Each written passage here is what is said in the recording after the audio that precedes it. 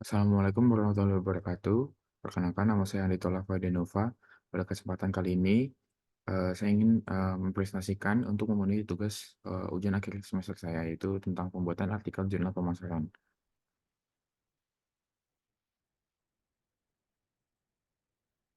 Yang pertama itu adalah pembahasan untuk dari PPT ini sendiri. Yang pertama ada perbedaan dan pencarian, yaitu ada grand theory, middle theory, dan applied theory. Yang kedua itu terdapat penjelasan dan contoh dari definisi, dimensi, dan indikator dalam riset pemasaran. Yang ketiga itu terdapat panduan langkah-langkah untuk pembuatan kuesioner dalam pemasaran. Yang keempat itu ada cara analisis, yaitu ada analisis deskriptif dalam riset pemasaran. Yang kelima yaitu ada tutorial SPSS, yaitu menjelaskan cara mengolah data di SPSS. Yang keenam itu adalah interpretasi data untuk menjelaskan hasil output dari data dari SPSS.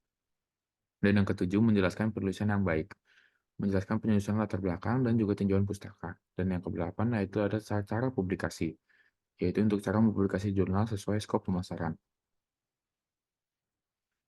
Green Theory, Middle Theory, dan Applied Theory. Green Theory adalah bentuk teori yang luas dan umum, mencakup konsep-konsep besar dan abstrak yang dapat diterapkan di berbagai bidang. Middle Range Theory, di sisi lain, lebih spesifik dan terfokus, mencakup konsep-konsep yang dapat diuji secara empiris. Untuk Applied Theory, sebagai bentuk teori yang diterapkan secara langsung dalam dunia nyata, berfokus pada solusi masalah atau penggunaan praktis. Selanjutnya terdapat contoh dan perbedaan dalam pemasaran. Dalam jenis teori tersebut, yang pertama ada green theory, yaitu berkecakupan abstrak dan luas, yaitu contohnya teori konsumsi, teori pemasaran sosial, teori pemasaran internasional. Yang kedua ada middle range theory, yaitu antara green theory dan applied theory, yaitu teori brand equity, teori perilaku konsumen, teori loyalitas pelanggan. Yang ketiga ada applied theory, yaitu cakupannya itu spesifik dan aplikatif, contohnya seperti teori penetapan harga, teori promosi, dan juga teori manajemen pemasaran. Selanjutnya itu adalah langkah pencarian. Yang pertama yaitu tentukan topik penelitian Anda, apa yang ingin Anda pelajari tentang pemasaran. Yang kedua, lakukan penelusuran literatur, gunakan database artikel akademik seperti Scopus, Web of Science, atau ProQuest. Yang ketiga, gunakan kata kunci yang tepat, yaitu gunakanlah kata kunci yang spesifik untuk topik penelitian Anda. Baca abstrak dan judul artikel. Jika abstrak dan judul artikel relevan dengan topik penelitian Anda, maka bacalah artikel tersebut secara keseluruhan. Yang terakhir, identifikasi teori yang digunakan dalam artikel teori biasanya disebutkan dalam bagian pendahuluan metode atau hasil penelitian. Selanjutnya, penentuan definisi dan dimensi atau indikator dalam riset pemasaran.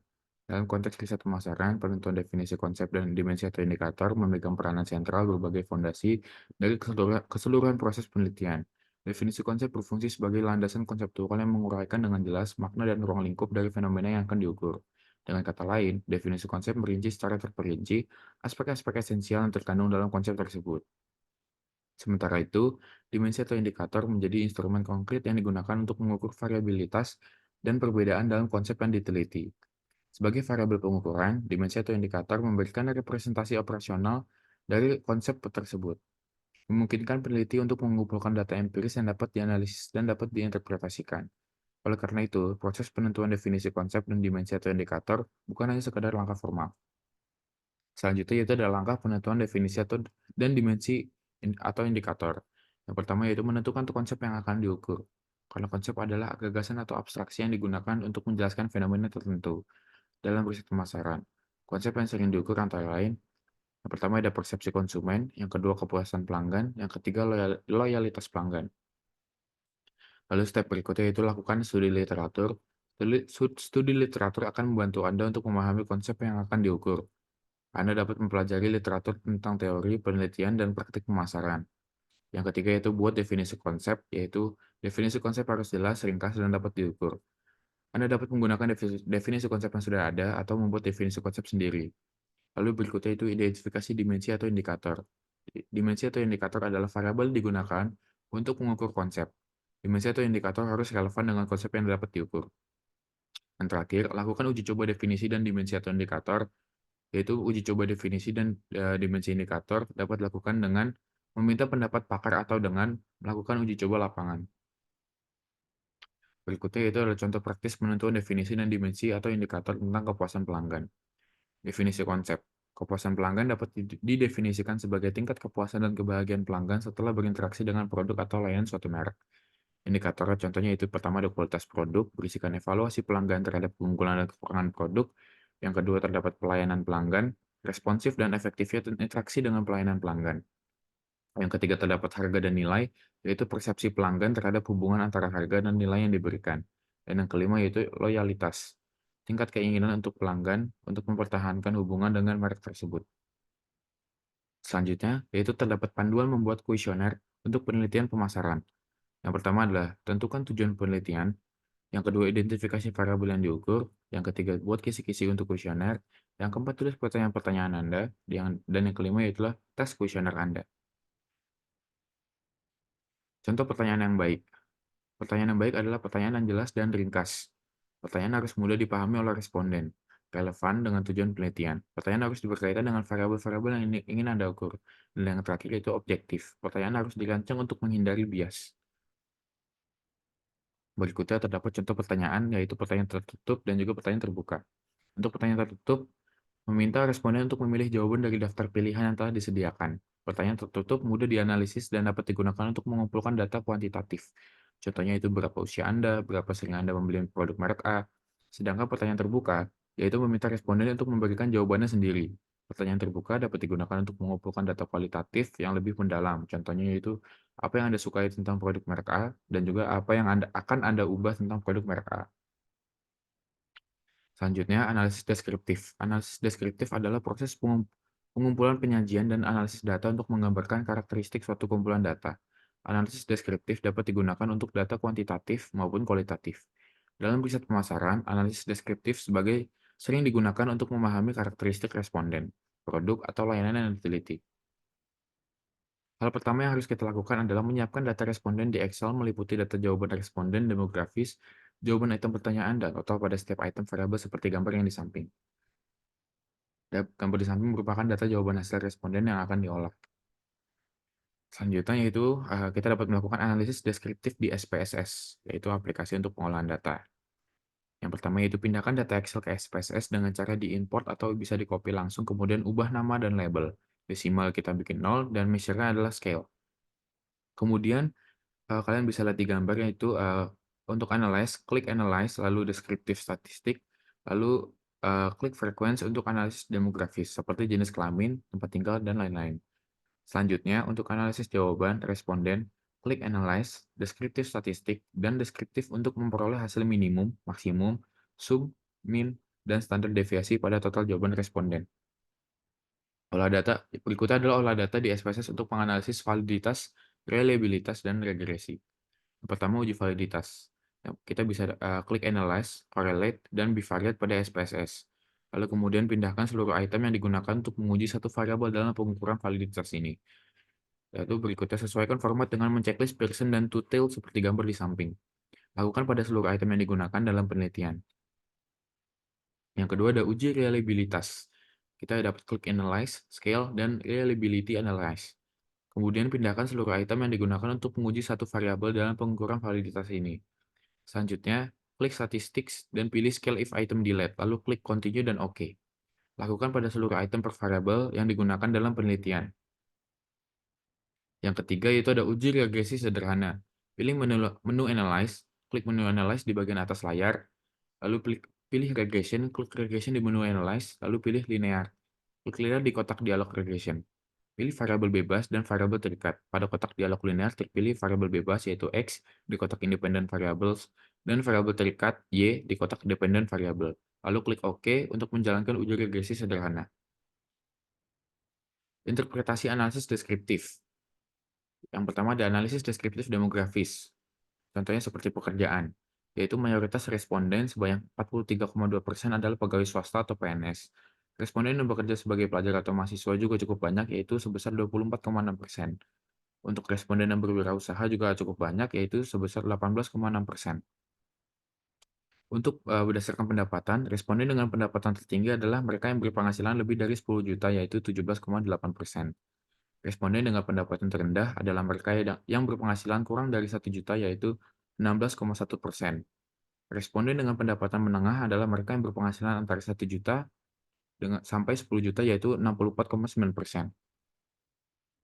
Untuk berikutnya, interpretasi analisis deskriptif, yaitu analisis deskriptif jawaban responden. Berdasarkan tabel statistik deskriptif di samping, dapat disimpulkan bahwa Variabel harga memiliki jumlah data valid sebanyak 117 dengan nilai minimum 8 dan maksimum 30. Rata-rata yaitu 23,83. Untuk variabel promosi memiliki jumlah data valid sebanyak 117 dengan nilai minimum 7 dan maksimum 30 dengan nilai rata-rata 23,35. Selanjutnya, variabel kepuasan memiliki jumlah data valid sebanyak 117 dengan nilai minimum 6 dan maksimum 30 dengan nilai rata-rata 22,53. Dan yang terakhir, variabel minat beli memiliki jumlah data valid sebanyak 117 dengan nilai minimum 6 dan maksimum 30. Rata-rata nilai yaitu 22,91. Untuk interpretasi uji validitas dilakukan dengan membandingkan nilai R hitung dengan nilai R tabel. Untuk degree of freedom atau DF yaitu sama dengan N sama kurang dari 2. Dalam hal ini, N adalah jumlah sampel. Dalam penelitian ini, besarnya DF dapat dihitung yaitu 117 dikurang 2 atau DF sama dengan 115. Dengan alpha yaitu 0,05 didapat R tabel yaitu 0,1816. Dari tabel-tabel di atas dapat diketahui bahwa masing-masing item atau pertanyaan dari setiap variabel memiliki R hitung lebih besar daripada R tabel yaitu 0,1816. Dan bernilai positif. Dengan demikian, seluruh butir pertanyaan atau indikator yang digunakan peneliti tersebut dinyatakan valid. Untuk interpretasi uji reliabilitas atau reliability statistik, uji reliabilitas dilakukan terhadap item pertanyaan yang dinyatakan valid. Variabel dikatakan reliable jika nilai Cronbach alpha yaitu lebih besar daripada 0,6. Semakin nilai alpanya mendekati 1, maka nilai reliabilitasnya datanya semakin terpercaya. Berdasarkan tabel di samping, bahwa hasil perhitungan dari variabel tersebut dinyatakan reliable. Hal ini dapat dibuktikan dari nilai Cronbach alpha di samping memiliki nilai di atas 0,6 dan mendekati 1, maka nilai reliabilitasnya semakin terpercaya. Berikutnya interpretasi untuk uji hipotesis. Dalam mengukur uji F ini menggunakan nilai signifikansi. Apabila nilai sigma atau signifikansi kurang dari 0,05, maka variabel independen berpengaruh terhadap variabel dependen.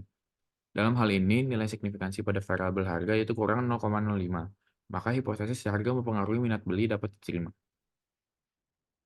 Berikutnya ada interpretasi uji koefisien determinasi, yaitu koefisien determinasi atau R2 dalam penelitian ini digunakan untuk mengukur kontribusi variabel independen terhadap variabel dependen.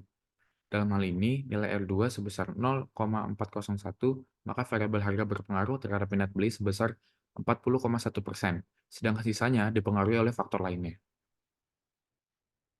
Berikutnya itu adalah cara untuk membuat latar belakang. Yang pertama yaitu rumuskan masalah penelitian dengan jelas dan spesifik. Yang kedua, jelaskan pentingnya penelitian. Yang ketiga, identifikasi ruang lingkup penelitian. Selanjutnya yaitu adalah cara untuk membuat tinjauan pustaka. Yang pertama, ringkas penelitian-penelitian sebelumnya yang relevan. Yang kedua, identifikasi gap penelitian. Yang ketiga, untuk buat framework konseptual. Selanjutnya, dalam membuat artikel ilmiah pemasaran, yaitu yang pertama, kita harus menentukan judul riset yang jelas. Pilih judul yang mencerminkan isi riset dan menarik perhatian pembaca. Yang kedua, abstrak singkat. Sertakan abstrak singkat yang merangkum tujuan riset, metodologi, temuan, dan implikasi.